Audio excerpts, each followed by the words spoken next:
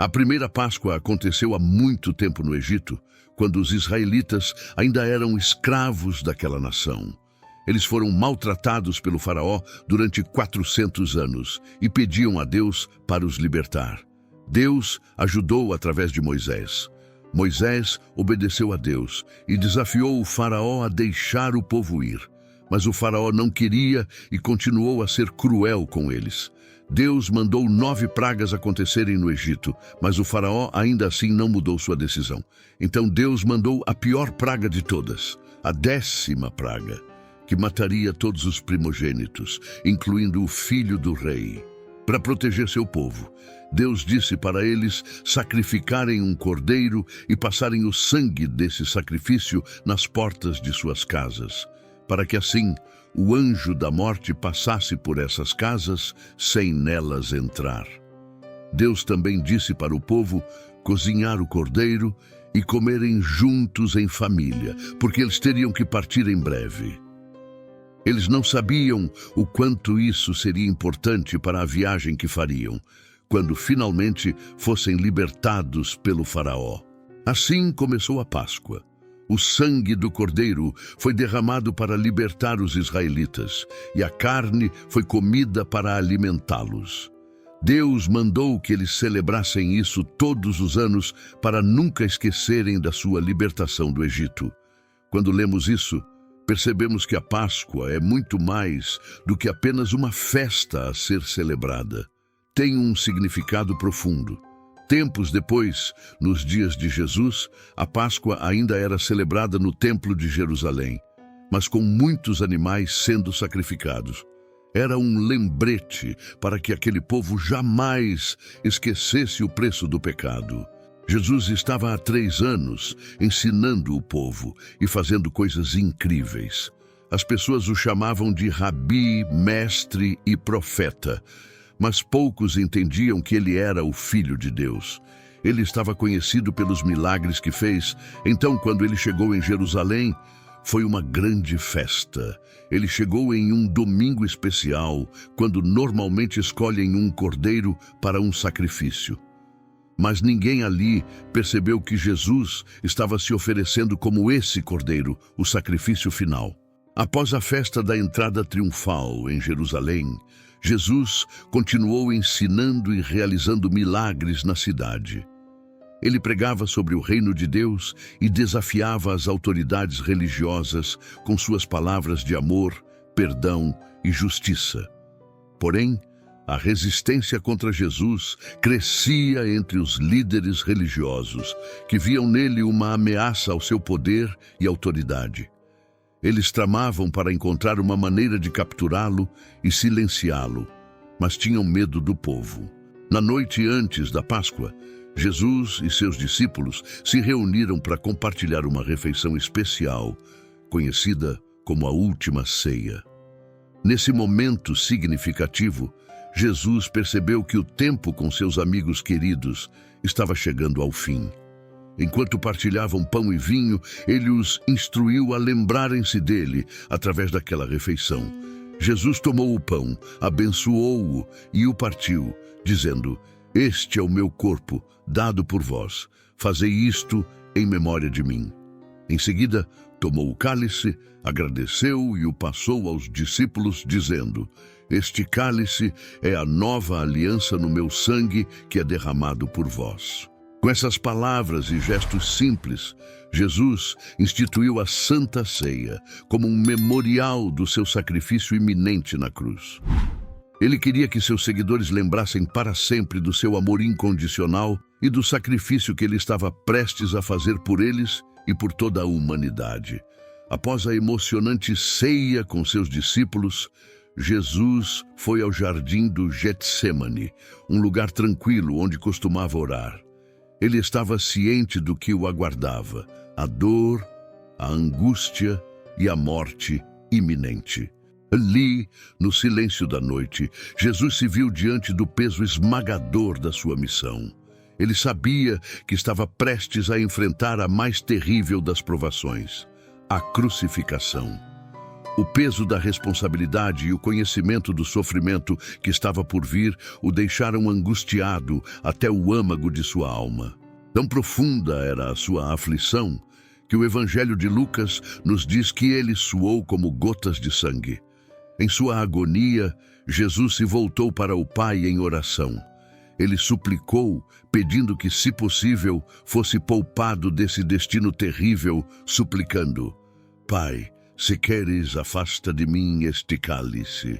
Contudo, não seja como eu quero, mas como tu queres, foram suas palavras. Isso nos mostra que, mesmo em meio à sua angústia, Jesus submeteu-se completamente à vontade de Deus, nos ensinando uma lição fundamental sobre confiança e obediência a Deus, demonstrando um exemplo de fé e humildade para todos os seus seguidores. Naquele momento de profunda contemplação e oração de Jesus, no jardim do Getsêmani, uma traição estava em curso.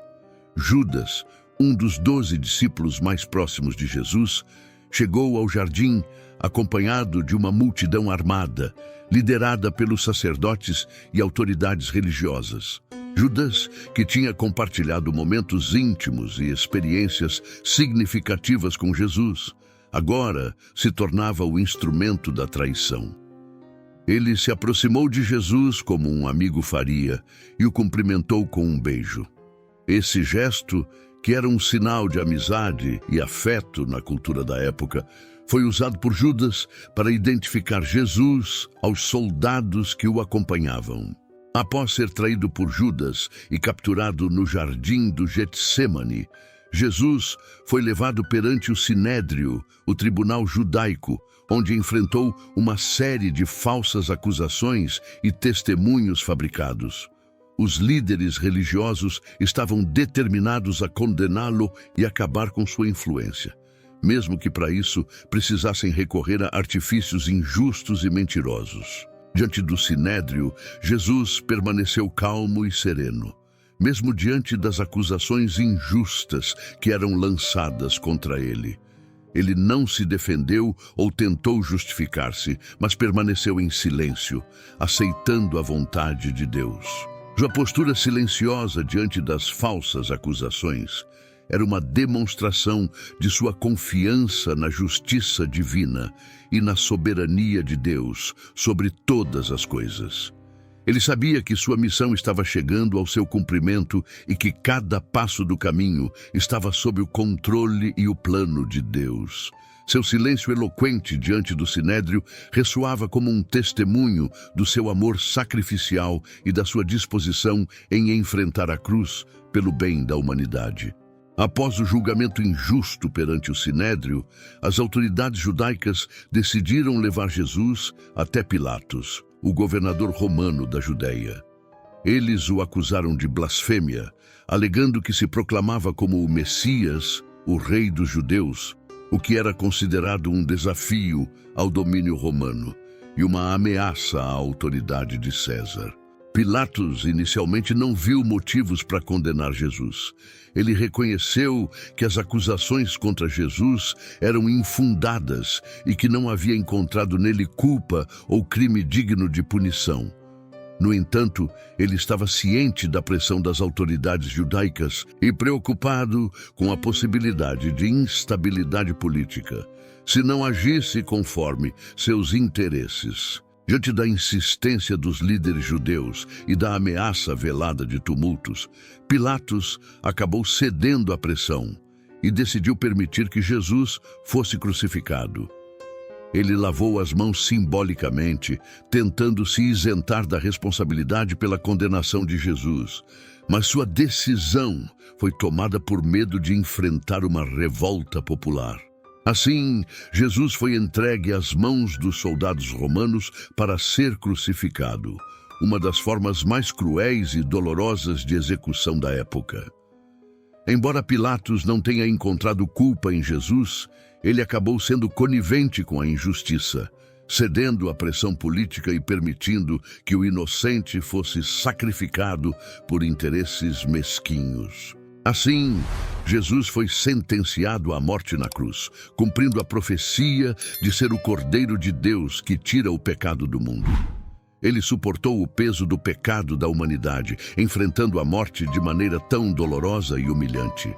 Jesus foi crucificado, morreu e foi sepultado, mergulhando o mundo na escuridão do luto e da desolação.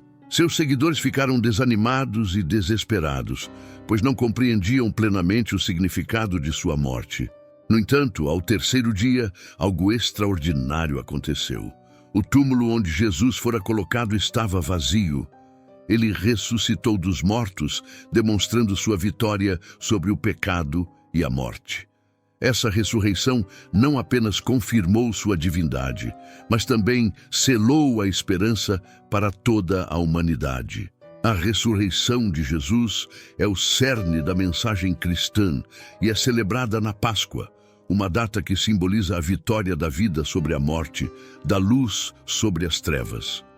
Assim como a Páscoa judaica comemora a libertação do povo de Israel da escravidão no Egito, a Páscoa cristã celebra a libertação da humanidade do poder do pecado e da morte através do sacrifício redentor de Jesus. Portanto, a Páscoa não é apenas uma festividade religiosa, mas também uma oportunidade para refletir sobre a esperança e a renovação que a ressurreição de Jesus traz às nossas vidas. É um lembrete de que, mesmo nos momentos mais sombrios, podemos encontrar luz e vida em Cristo, que venceu a morte e nos oferece a promessa da vida eterna. Se você gostou desse vídeo, não deixe de curtir, comentar e compartilhar com quem você ama. Até o próximo vídeo e que Deus abençoe a todos.